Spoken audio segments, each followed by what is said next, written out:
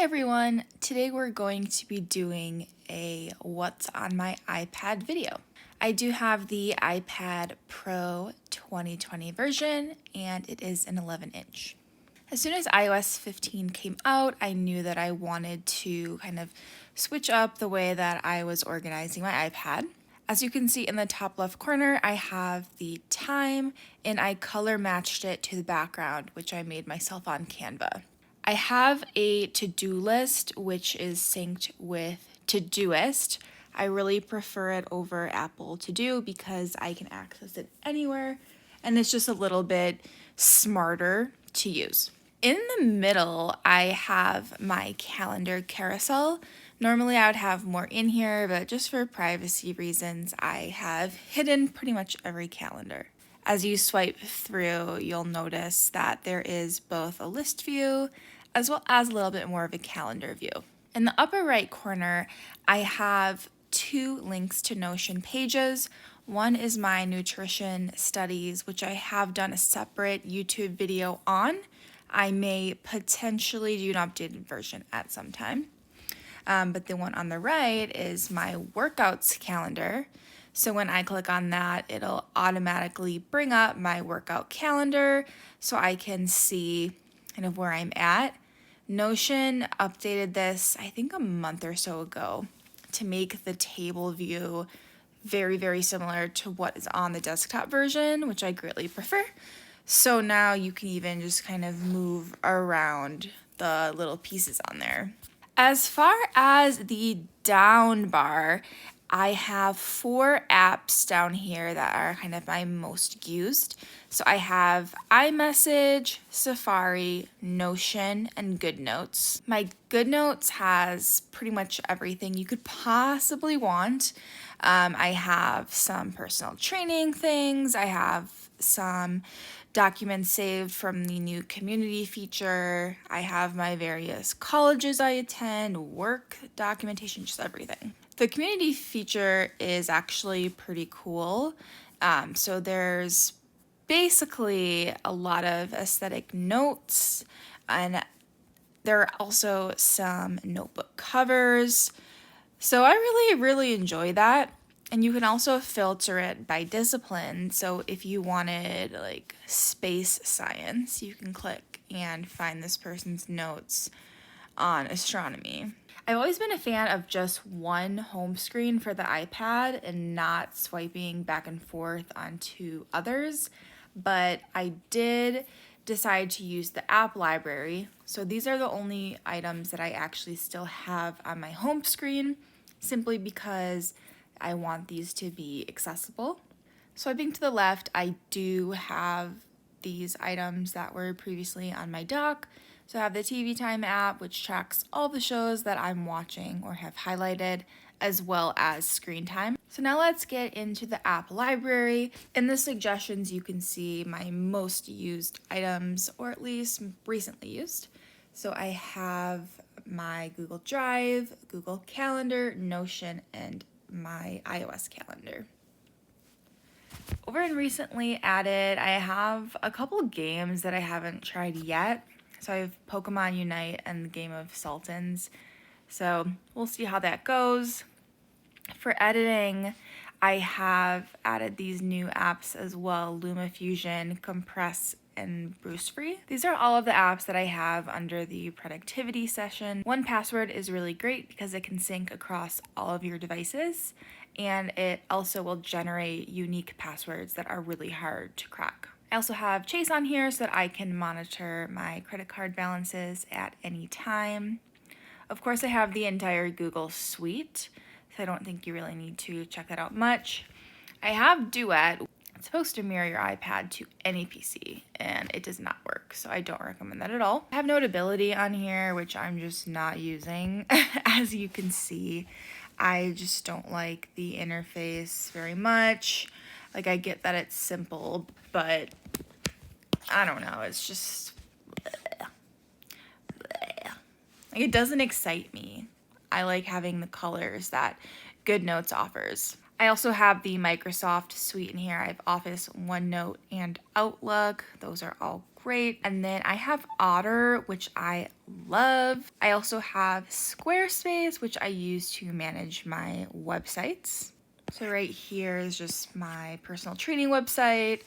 And then you can also switch if you have more than one. The only other item to highlight is Widgetsmith, which I feel like we all know this by now, but this is what I use to get my clock. And then I just went in and tweaked the colors. I haven't used anything else, and I don't know if I'm going to. Moving on to social, I do not keep too many social apps because I do try to limit my use. The main ones I use would be Discord and GroupMe, simply because I use those for a lot of networking. I also like the Twitter application. These are the utilities. These are just the standard iPad utilities that already come on here. The only different one would be iFont. So basically you can take other fonts that you have purchased elsewhere and you can install them to your iPad. I did end up upgrading to the premium because they have a variety of fonts and you can easily install these as well. You don't have to install things one by one, it does it automatically. There's just a lot of benefits to upgrading. On to entertainment. Pretty standard TV suite here with DirecTV, Disney Plus, HBO, Hulu, etc. Spotify is also added to here. I like this so that I can view all of my playlists. And I can listen to things on the iPad if I'm feeling like it. Other than that, I do also have the Packers Sports app because sometimes you can watch games through the app, and I don't want to watch it on my phone. I'd rather watch it on my iPad, and the same goes with Yahoo Sports. So Bruce Free, what it does is it allows you to clean up your audio, and I really do recommend that. It's very easy to use. The book section, pretty short and sweet. Obviously, I have iBooks and Kindle. Libby, I don't really use often because you end up being on a very, very long wait list. I have both of the Marvel Comics apps in case I ever want to read comics. And I also have the Ace Library app. Ace is the organization I went through to get my personal trainer certification. And right now I am going for the group fitness instructor. So we'll see how that goes. The creativity section is pretty much all of the apps that I use to edit. I think that iMovie is terrible. I don't know why I even still have it on here. I'll probably delete that. And the Emulsio, I don't really use that either, but hey, they're here. Tailor, I actually really like because what it does is it scans your photos so that it can combine them together. So let's say you want to screenshot a post, but it's too long to get one screenshot. This way you can do it all in one. So I really recommend that. The Compress app, it doesn't have like a landscape version, but basically it compresses your photos. It's great if you want to be able to send photos through Discord. I use Canva for the majority of my editing, primarily thumbnails. I do prefer to use it on the computer, but sometimes I might have to do a last minute tweak on the iPad. So it's just an example of how this looks on the iPad. So very similar to what is on the computer, but just a little bit less functional. I use Lightroom and Photoshop for photo editing, typically for applying various presets. Some I make myself and some I purchase from various content creators. LumaFusion, I edit everything on. I transitioned over to LumaFusion from Splice for video editing because it is significantly cheaper. I think it's actually better than Splice as well because it has landscape on the iPad and Splice does not. For Procreate, I'm not really much of an artist, but sometimes it's nice just to kind of play around and relieve some stress. Obviously, nothing here is that impressive. I did do just some fun photo editing on here, like this, which is one of my all-time favorites. I have Twitch because I was planning to do some streaming, but I definitely never got around to it. So we'll see if I end up doing that in the future. And I have YouTube Studio. This way I can very quickly edit videos or adjust what day they're supposed to premiere on if I need to. Moving on to games, so I already mentioned the two on the left, Game of Sultans and Pokemon Unite. We'll see when I actually use those. I have, of course, Among Us, which is just a very classic game. Evil Apples is similar to Apples, but I never use it really because my friends don't want to play. Hogwarts Mystery I do actually play. It's one of those time-wasting games that you have to wait a certain amount of time. So it's kind of annoying, but also weirdly addicting. Exploding Kittens is just the mobile version of the actual card game. It's a little bit easier, I would say, but it has less cards available, just probably to help make sure that the games are not super long. I also have Pokemon Go. I do wish it was more optimized for the iPad so that you could play it in landscape mode, but that's okay. It's just nice when your phone is dying and you want another option. Under information and reading, I have very basic Apple News. This is not something I check that often, but it is available. Pocket, I do love.